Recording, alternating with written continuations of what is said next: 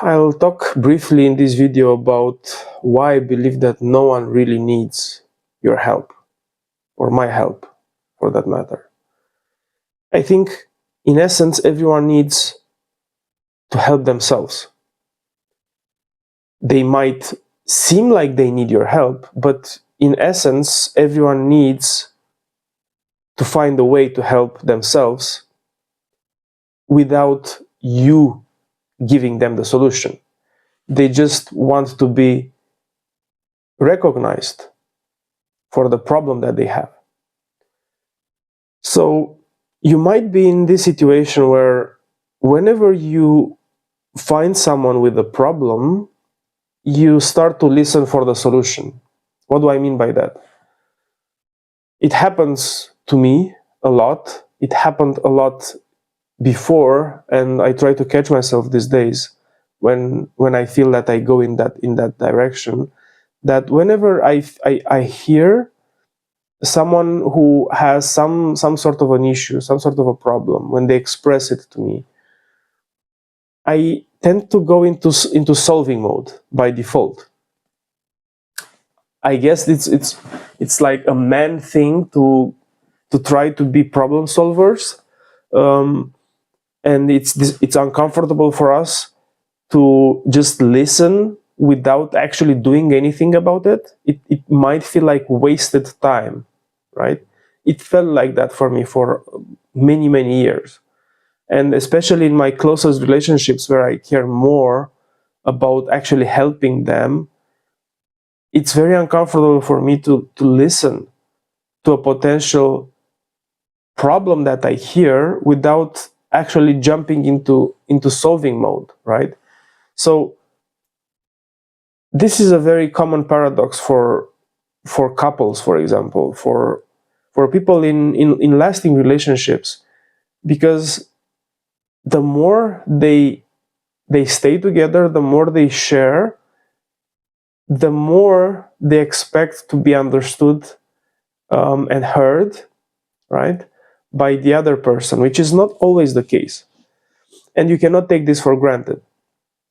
It happens also in relationships at work, right? The more you work with someone, the more they expect you to understand what they want or what they expect out of you. So this kind of relationships based on expectations, they can downgrade quite fast and quite easily, because the relationship is ultimately built on a foundation of moving sand, if you want, right? I expect of you to understand what I expect of you, right?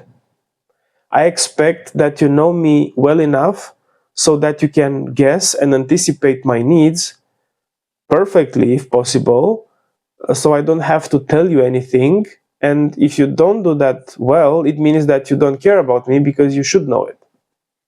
Something like this, right? So let's state the problem. The problem is that as men, at least, and I can only talk as a man, the problem is that whenever we hear even the beginning of a problem, we start to do pattern recognition and pattern matching. Did I experience this thing? Did I hear someone having a similar problem? How can I help? And then you go into solution mode. Even if you don't verbally start to communicate the solution or the resolution to the problem, you start building the solution in your mind, so that when it's your turn to speak, you can offer it on a plate. And then you expect also in your turn to be praised, or even if it's not appraisal as such, you expect to be appreciated for the fact that you offer the solution. And this rarely comes. This kind of appreciation rarely comes. And we don't seem to learn the lesson for some reason, which is very strange. There are these sticky lessons that we never get to learn, which I cannot help but think that they are biologically meant to be hard to learn, meaning that we are wired differently, right? Because I'm sure that every single man that watches this video recognizes this struggle. They've they've placed themselves in countless situations where they got in conflict with a closed person in a close relationship because they tried to solve their problems. Because, first of all, even before solving the problem, because they identified the need as being a problem to be solved in the first place.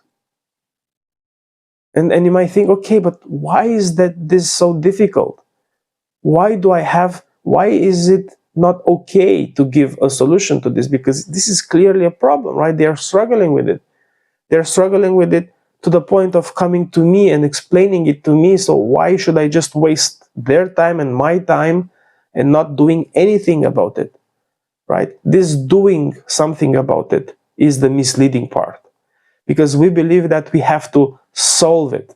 We have to give them a solution. We have to tell them how they should fix it. But if I learned anything from doing coaching in my past few years, people don't need a solution. People need to be heard. People need to be understood. People need to be listened to without being given a solution as such. People need to solve their own problems in case they have a problem. And they might have one, right? But it's not the kind of problem that you hear. The kind of problem that you hear, it's your problem. Because it's the way you think of it and the solution that you have in mind.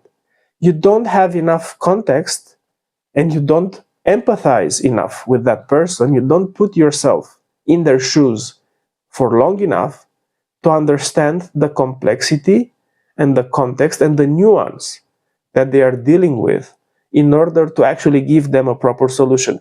And even if you would be able to understand that fully, you giving them a solution, it's not them finding it out for themselves. And this is what I struggled with a lot, and I'm still struggling with, because I'm a consultant. But I also want to help people. I do also coaching. I do also mentoring for an engineering leaders community in Romania, Leaders in Tech. I help them, and sometimes it's difficult to remove my consultant hat or my mentor hat, where I want to tell them what I faced, hoping that it will match their situation, and actually coach them through the problem. Understand what's behind the struggle. Why did they even end up in that situation? How can they actually be misled into thinking what they're thinking? What kind of different perspective I can offer to them so they can develop a different understanding of their own struggle and see that in a different light? How they can reframe that conflict they are in and see it as something beneficial to them. Does this mean that I'm leading them into believing something that's not true? No. The story that they have about how bad the situation is anyway just a made-up narrative. Why couldn't we create a better, as made-up narrative as the one that they already have, but the one that will actually help them move through the struggle, understand how what they are experiencing is not an obstacle to be avoided at all costs, but rather a very important lesson that they need in order to be able to go to their next level, in order to evolve as human beings and as professionals. They need the struggle. You need the struggle. You need the pain. You need the challenge. Because if you wouldn't have it, you wouldn't be able to evolve. You need friction to grow. And this is what people don't want to understand. They understand conceptually, but they don't want to really give in to this idea. Why can't it always be easy? Why can't I just cruise along and evolve and grow and transform and have all the good benefits of a person who went through life, like the peace of mind, calm, confidence, self-respect, self-appreciation, self-trust? Why can't I have this and just live my life on cruise control and watch Netflix all day? Because it's not possible. because this is not how people grow. Because friction is essential, right? And my core desire these days is to help people see this, right? So for me now, my strive is to switch from giving the solution as I see it in my mind, and give it in order for me to have the relief that I offered some help, right? And I don't feel the discomfort of not being able to help with the problem that someone comes to me, because this is the basis from which we try to help, right? We hear someone close to us typically who comes with a problem that we label it as a problem, and then we start to take it onto us, and we try to solve it, right? But ultimately, what we want to solve in that moment is our own discomfort, because we start to feel the discomfort of being, projected in their world and not being able to help them. But if we have some idea about how they can solve the situation, then we are free, right? Because we tell them this is how you solve it. And it also feels good, because then you did your part, right? I told you how to solve it, so now I feel good. I don't carry anymore the weight of your problem. I told you how to solve it. Now solve it, right? So not only that we force them to adopt something that it's ours, our solution. I tell you this, so just solve it. So we push our solution to them, and then we keep them accountable of actually implementing it. And we get mad if they don't do it. How mad is that? Right? So I come to you in vulnerability, telling you I have a problem so that I can share my pain with someone. And not only that, you don't listen to me, you are not willing to actually live what I'm living, be empathetic, but you find a shortcut, you listen maybe for 1 minute or 2 minutes, enough to get an idea about what I'm dealing with. You come with the prepackaged solution, you give it to me to relieve your own tension of having to sit with me in that problem. You give that to me, and then it's closed book for you. That's okay. And I should adopt that solution, I should implement it, and I should also be grateful to you, given that you actually did everything you could to alleviate the tension, to alleviate the suffering, your own suffering, because I came to you with a problem. Can you see the nuance here? So from being this kind of problem solver that I've been my whole life, I realized that it's unfair and it's selfish to give solutions to people. People don't want my solution. People want their solution. People want to help themselves in their own way. I might see a clear path of solving their problem. I might have been in their shoes. I might share an experience with them as an example, but I will not tell them what to do, right? Unless they ask me. And even then, it's tricky, because if someone asks you exactly how to do something, it's like, in school, you are giving them the solution to a problem.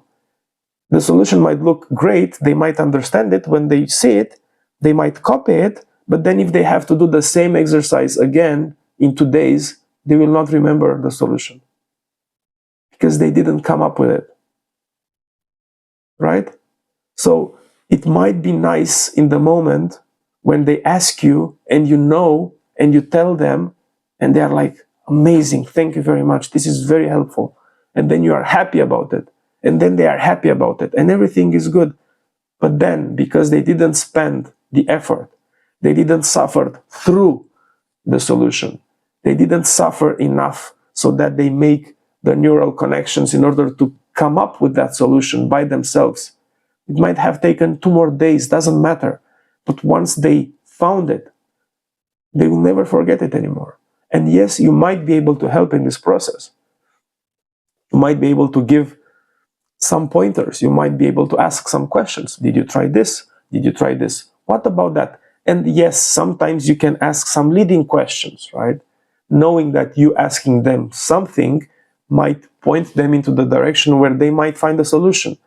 But you also have to be careful with that. Ideally, you should ask broad questions, open questions, questions that should not point them uniquely to a certain direction, right?